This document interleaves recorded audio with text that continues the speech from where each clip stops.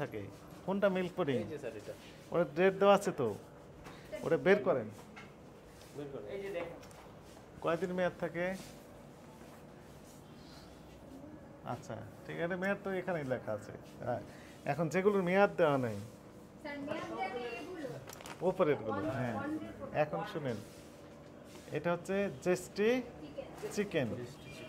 এখানে জেস্টি chicken, জেস্টি chicken কই? এপারে আছে নাকি? জেস্টি চিকেন নাই তো। 29 তারিখে আসে নাই, 28 তারিখেও আসে নাই। তাহলে কয়দিন আগেকার এগুলো? এটার চালান আলাদা। সমস্যা